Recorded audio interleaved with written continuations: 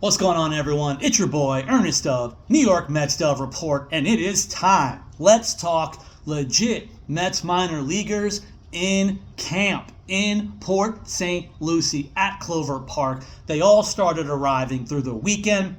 There is a camp kind of program, conditioning program occurring this week in Port St. Lucie, and your boy has some of the information.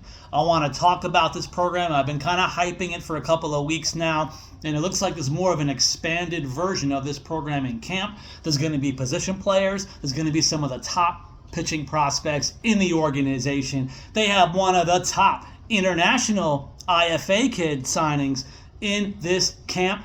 I'm going to talk about it. I love it. I want to bring up a couple of guys who we haven't seen in a very long time due to injury or recent draft picks who haven't even played yet or pitched yet. They're in this camp. So let me get this started. You know, this is my time of year now, officially, with the minor leaguers all already showing up physically here. Let's talk about it. Some of the pitchers, some of the top pitching prospects in the organization are showing up for this camp. They got it all. I'm talking Jack Wenninger, Jonathan Santucci, R.J. Gordon, Zach Thornton, Will Watson, Brandon Gurton. These are some of the upper echelon arms, not only in labeling of their prospect rankings, but also guys who belong in either AA or AAA. So these are upper minors arms with a very close ETA to the majors that could be as soon as 2026. They are going to be in this camp. You know, I'm excited to hear more about this camp as the conditioning goes, as the strengthening programs move on to more of the pitching throwing programs. I'm excited to keep you covered of all the information I can get throughout the week and throughout the now spring ahead as these guys start practicing. I want to talk about some of the other guys. Some of the recent draft picks also participating in this program. Talking Truman Pauly, who's only appeared in 3 games last year after being drafted. Also guys who have not appeared yet. You have, I believe, a college draft pick, Cam Tilley. I know some of you guys are very high on Cam Tilley. Some of the metrics and analytics are very good on him. That's why a lot of you have been hyping him even through this offseason before he even played. He'll be participating in this program, along with the youngster, one of the high school draft picks, Camden Lohman, will be pitching. The 19-year-old will be part of this program as well. Some of the other guys, now let me stipulate this because I want to be fair, true, honest in my reporting. I am not 100% sure of the medical clearance status of all of the players participating in this camp. And the reason why I bring this up is because at the end of the strengthening program, as guys branch out between the position players, the pitchers themselves, and the guys in the throwing programs, I don't know if anyone amongst this group will immediately find themselves back in a rehab program. The reason why I mention this is because 2 of the really high-end pitchers that I've been excited about, and some of you guys have been very excited about for years, they're also participating in this program. So some of the arms now that are going to be participating this week include, yes, Calvin Ziegler is alive, everyone, and he's participating. I'm just going to use the word participation because I don't know for sure the extent to what he'll be doing in the camp, in the program.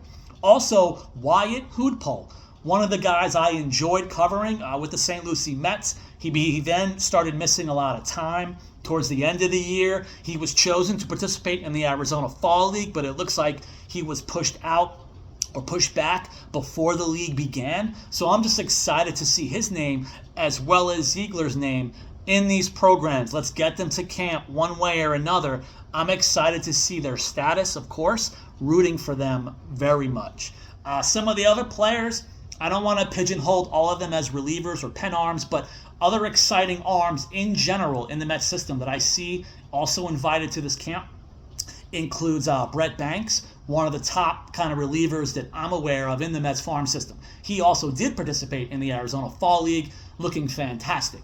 Also, Noah Hall. That's one of those kind of, not surprise, but really super talented arms that I'm a little confused about as far as a ceiling, and because of his overall stuff and talent is probably above average. I'm worried about other things, mechanics, command. I'm excited about Noah Hall still, the idea of him with enough player development.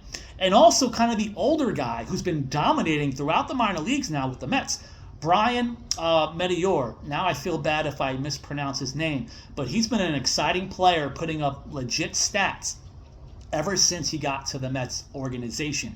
I'm excited for an older guy like this. I wouldn't be shocked if he was literally pitching in Queens in 2026. That's how talented he is. He can make it.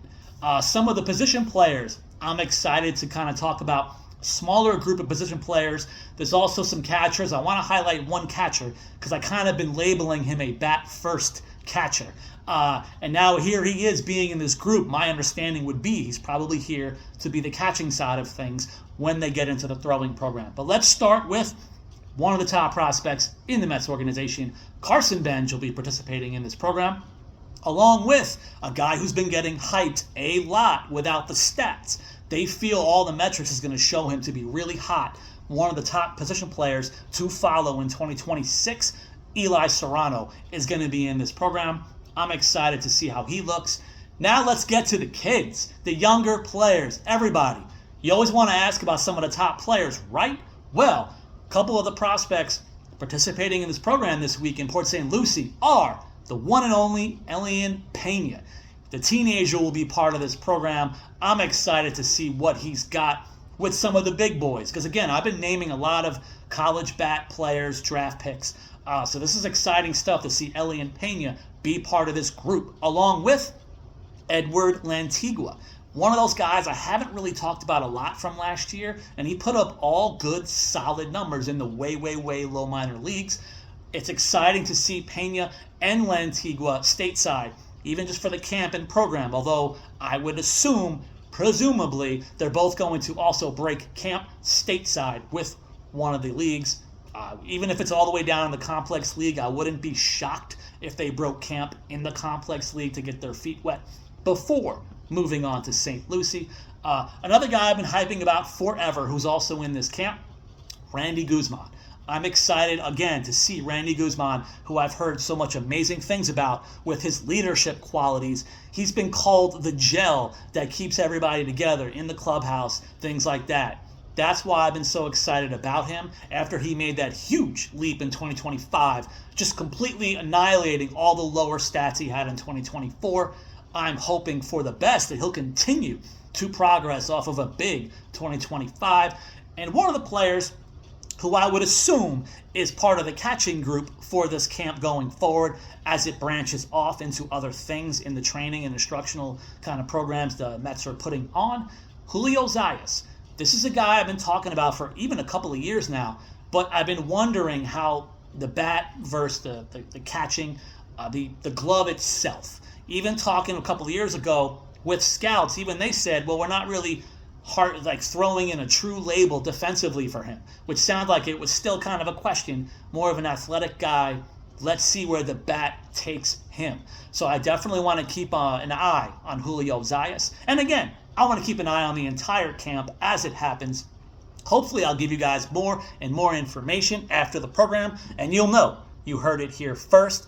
Thank you guys so much for continuing to support me. Don't forget to subscribe to the channel, New York Mets Dove Report. I'll be here all along the way, ongoing, throughout winter/spring. I will be there. Hopefully I'll find my way to camp, also at Clover Park in spring. I'll be seeing you guys.